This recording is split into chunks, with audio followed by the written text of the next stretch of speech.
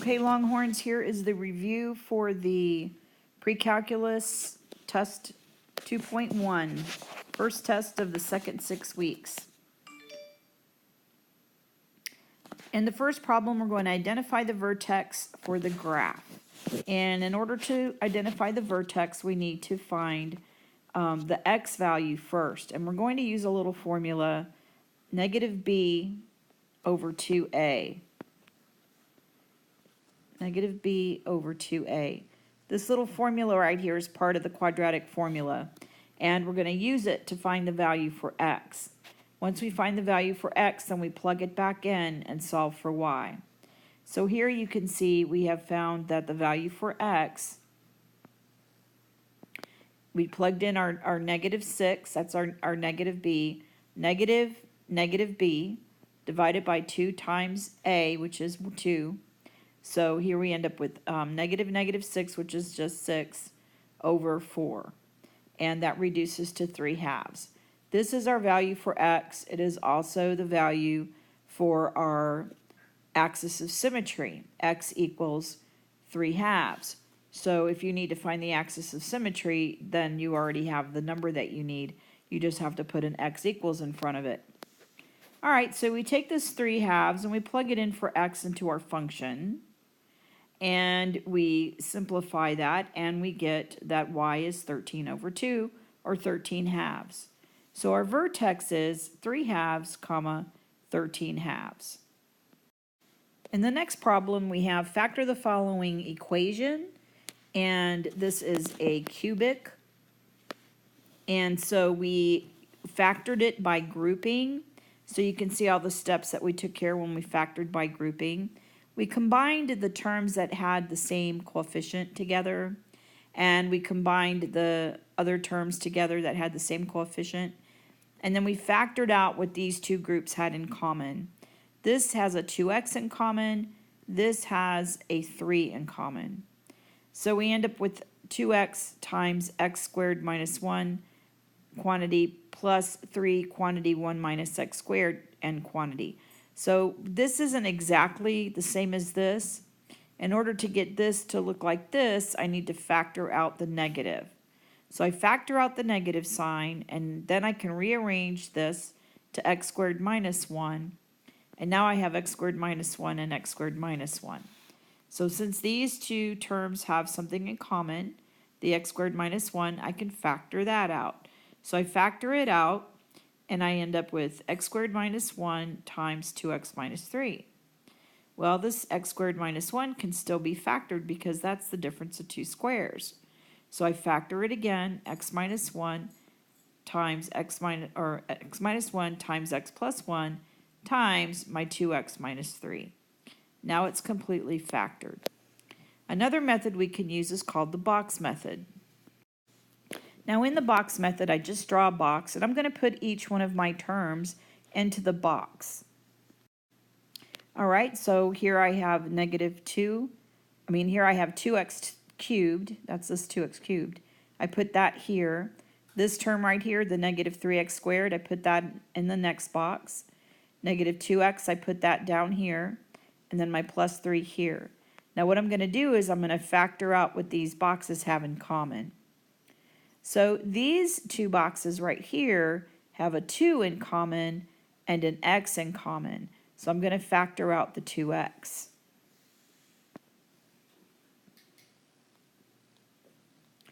And these two boxes right here in this column have a 3 in common. So I'm going to factor out the 3.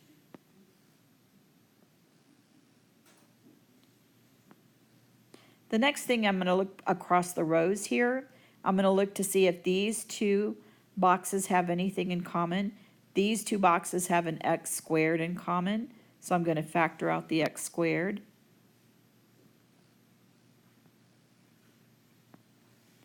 And then these two don't have anything in common. This is a 2x plus 3. So if they don't have anything in common, then I'm just going to use the number 1. So now I need to decide what my signs need to be. Well, my two middle terms are negative, and my last term is positive. So since my middle terms are negative, and my last term is positive, since these two terms in the middle are negative and my last term is positive, that means that both of my signs are going to have to be negative. So this is going to have to be a minus, and this is going to have to be a minus.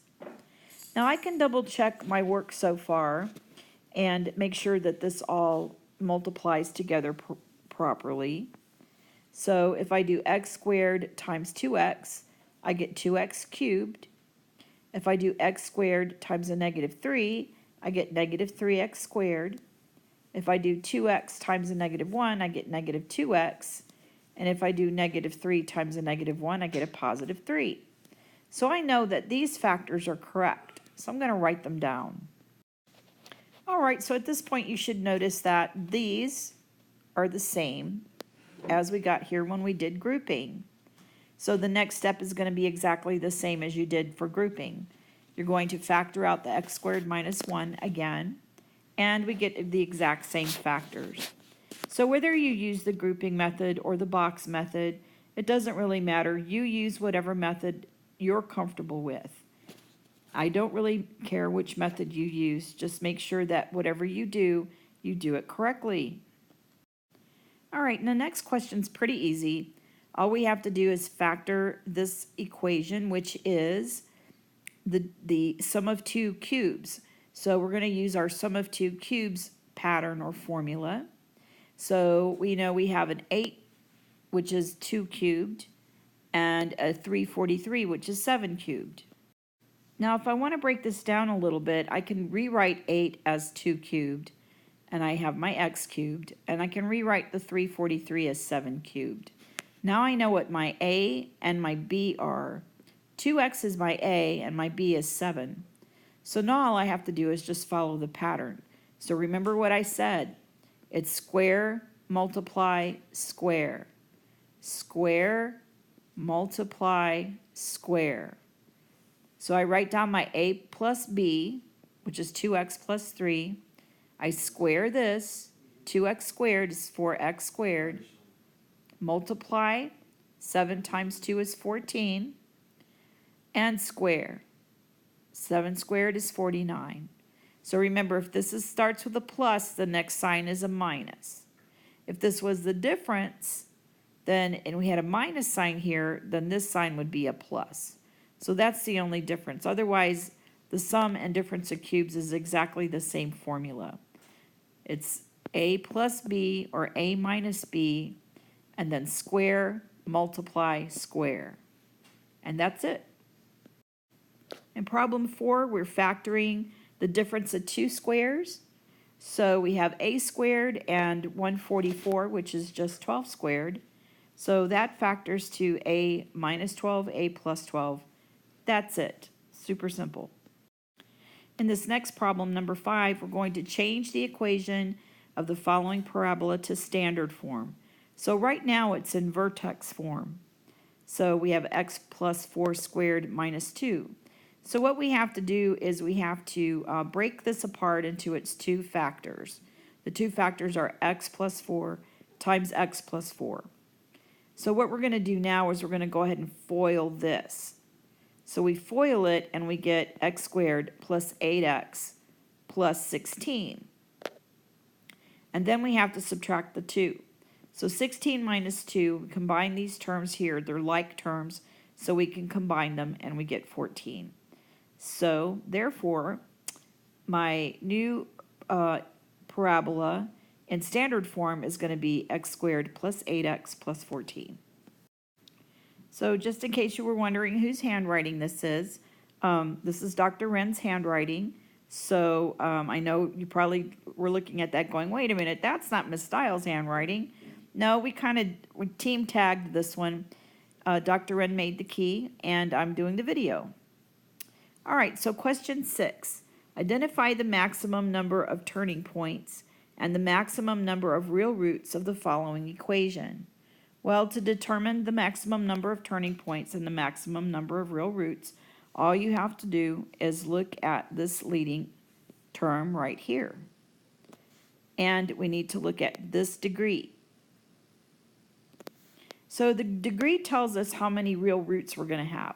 We're going to have 6 real roots, and we're going to have one less turning point than we have roots. So our turning points are going to be 5. So 5 turning points, 6 roots. All right, for question 7, we have a slight error, and so I'm going to go ahead and just draw a line through what we have here, and we're just going to start over, and that's okay. Sometimes we make mistakes. Maybe we didn't have our coffee yet or something. You just never know. Everybody makes mistakes, and it's okay to make mistakes. All right, so first of all, what we're going to do is if we're going to use the guess and check method, we're going to multiply the 3 times the 6 to get 18 first.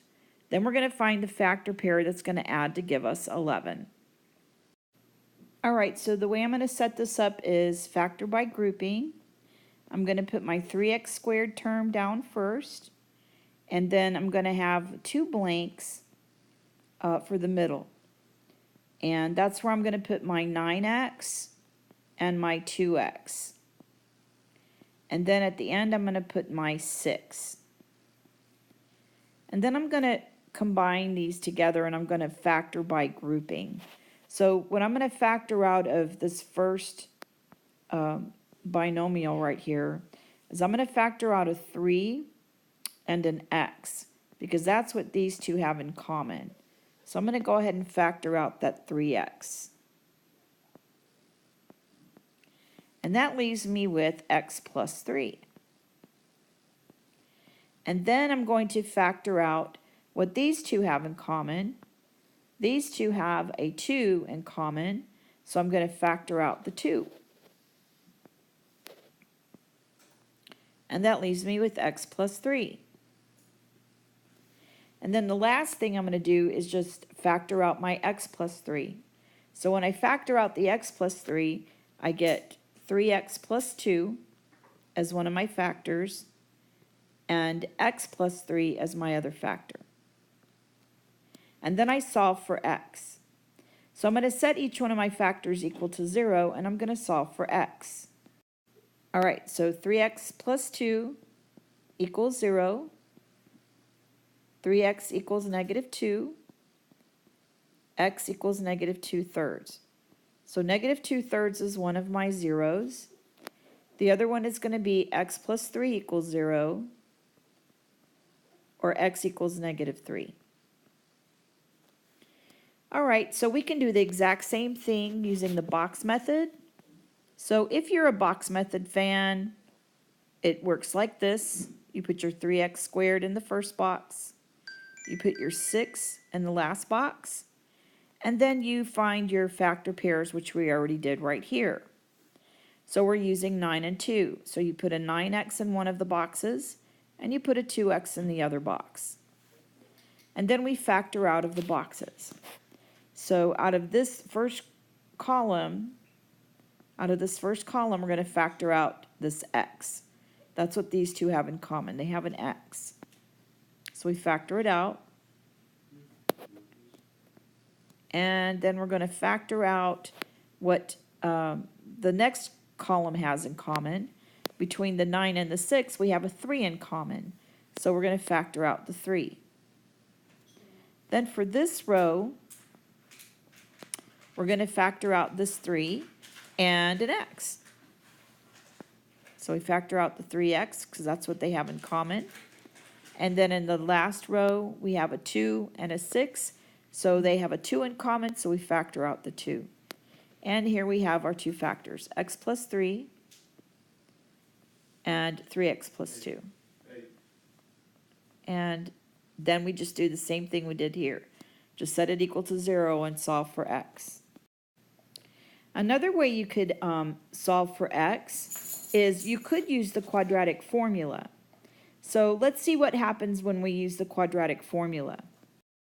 All right, so I'm using my quadratic formula, negative, and then in the parentheses I put my 11, plus or minus the square root, parentheses 11 squared minus 4 times A, which is 3, times C, which is 6, all over 2 times 3.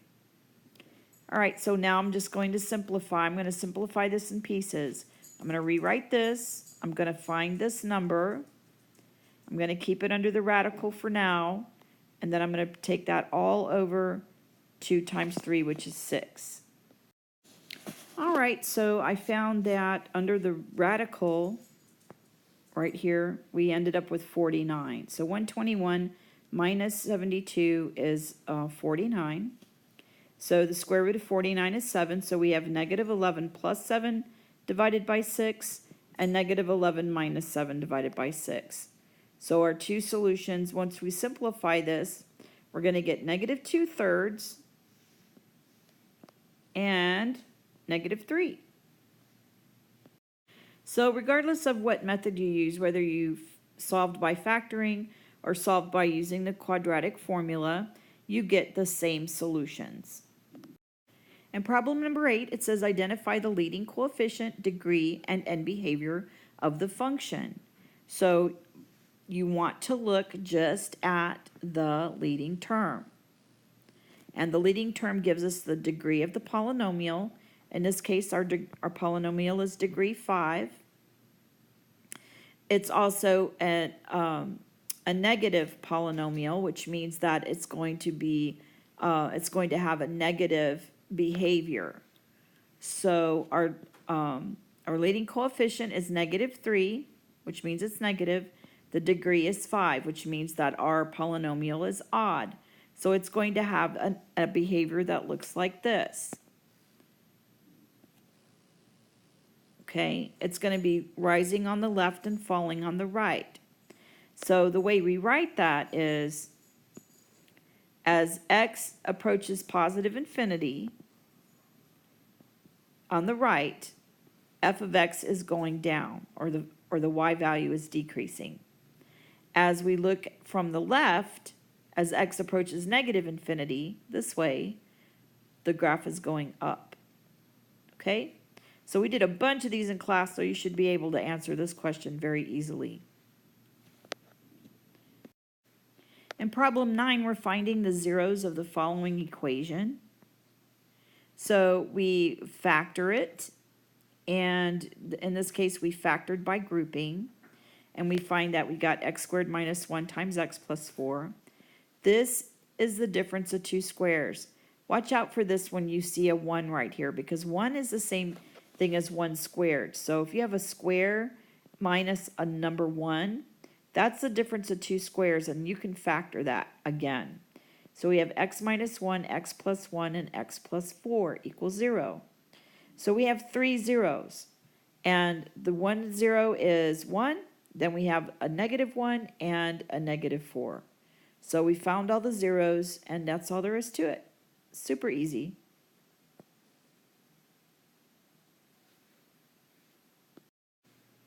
In problem 10, we're using this graph of this polynomial, and it's saying, tell whether the multiplicity of the graph at the x-intercept negative 3, 0, 2, 0, and 5, 0 is even or odd.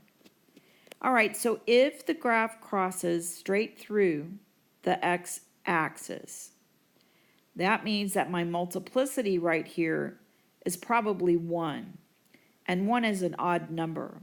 So that means that at negative 3, 0, we have a multiplicity that's an odd number.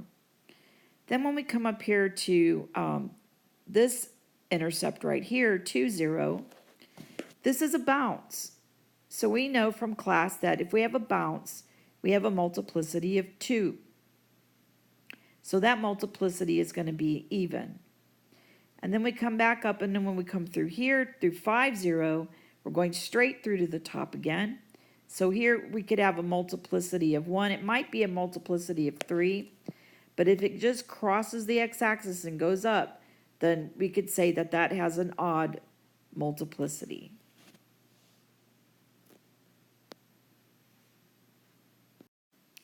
All right, so this is something that I forgot to cover with you in class, but it's something you should have learned in Algebra 2. So we're going to cover it right now.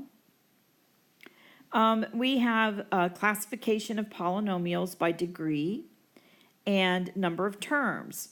So if your polynomial is x to the third power, that's going to be a cubic. So that's a cubic polynomial, x cubed. It's also a polynomial because it has many terms. So if it has more than 3 terms, we call it a polynomial. For b, we have a quadratic, x squared. And there's only 2 terms. So if it only has 2 terms, we call that a binomial. Then in c, we have also a quadratic, x squared. X squared is a quadratic, but it has 3 terms. So we call this a quadratic trinomial. 3 terms, 1, 2, 3, trinomial. So number 12 is super easy. All we're doing is multiplying the following polynomials. We're just going to distribute this 5x squared all the way through this trinomial. Okay, so 5x squared times 3x squared is 15x to the 4th. Then 5x squared times a negative 6x is a negative 30x cubed. And then 5x squared times 3 is 15x squared. And that's it. In problem 13, we're converting the equation from x-intercept form to standard form. And this is very similar to the one we did on the other page. This is already an intercept form, so all we have to do is FOIL these together. Or you could distribute the 2 through one of the binomials and then FOIL them together. It doesn't matter which way you do it, you're going to get the same answer. So you FOIL this and you combine like terms, and that's your standard form, and that's it.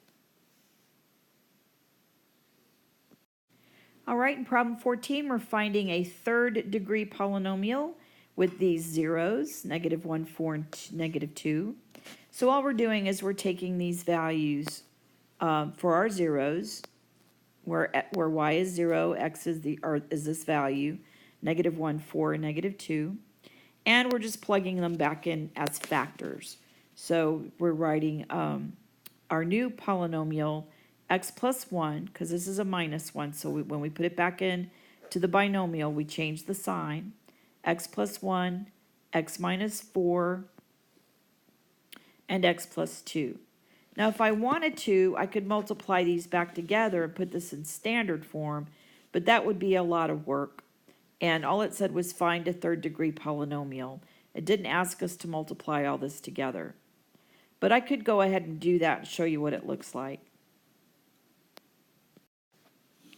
Okay, so all I did was multiply these 2 binomials together, and I get this trinomial right here, x squared minus 3x minus 4. And then I have to multiply this trinomial by this binomial, and I get this, x cubed minus 3x squared minus 4x plus 2x squared minus 6x minus 8. And then I just combine like terms, and I finally get this as my polynomial, x to the third minus x squared minus 10x minus 8. Now you might not have to do that on the test, so it just depends on what the question is asking you to do. But if you had to do this, you would have to multiply these polynomials, this trinomial with this binomial. You'd have to be able to multiply those together. And I know you did this in Algebra 2, so again, this is just a review. In problem 15, we're solving using the quadratic formula again. A couple things I want you to watch out for. Make sure that everything you plug in, you're using parentheses. See how we used parentheses here every single time that we substituted a number in, whether it was positive or negative, we used parentheses. If you don't use parentheses, you're going to get the wrong answer because you're going to get an issue with the negative. I guarantee it. Okay, so here we have -2 plus or minus square root -2 squared minus 4 times 3 times a -4. When we simplify this, we get 2 plus or minus root 52. This is not a perfect square. So when we take the square root of this number, we're going to get a decimal. So that's what happens right here. So your two equations are 2 plus 7.211 divided by 6 and 2 minus 7.211 divided by 6. So these are the decimals we get for these two solutions.